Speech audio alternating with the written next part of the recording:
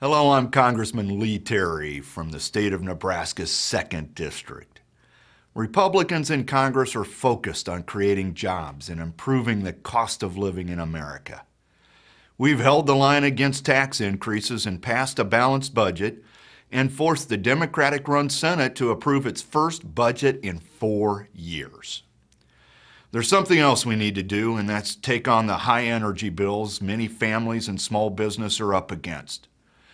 This is especially important at this time of year when the pain at the pump begins to take an even bigger toll on commuters and truckers.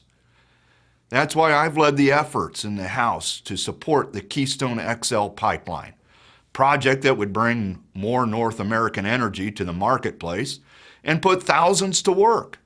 All told, Keystone will create roughly 20,000 new jobs related to the construction of the pipeline, and it'll create another 118,000 jobs downstream. Labor leaders in my hometown of Omaha tell me it'll create 2,000 jobs here. So Keystone is primed to give our economy a shot in the arm and make energy more affordable, and it won't cost the taxpayers a dime. Despite all of that, the Obama administration continues to block Keystone using every bureaucratic trick and excuse in the book. It's now been more than 1,600 days since the initial permits were filed for building the pipeline.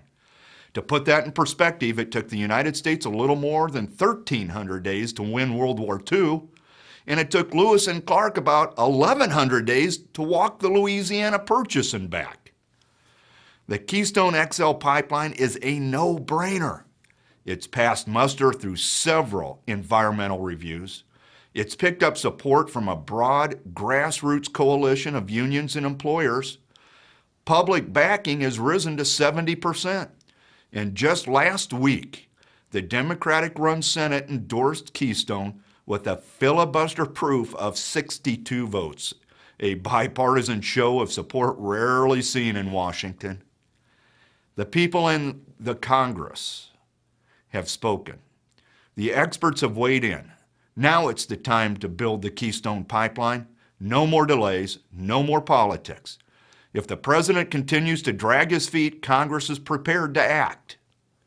We shouldn't stop there. There's much more we can do and should do to support our nation of builders and unlock our domestic resources as a way to create jobs, lower the cost of living, and put our nation on a path to energy security. Doing all of this isn't just about the dollars and cents. It's about coming together to solve long-standing problems to ensure our children will have the same chances, the same hope, and freedoms we've had. These are the blessings we celebrate during the rites of Easter and Passover. It's a time to unite in prayer and celebration, to renew traditions, lift up our spirits, and tell old stories that remind us how trials and suffering can be overcome with courage and resolve. It's time for perspective. If we look for opportunities to work together and seize on them, if we choose to build on and not squander past sacrifices, we come that much closer to realizing the promise of a more perfect union and peace for one and all.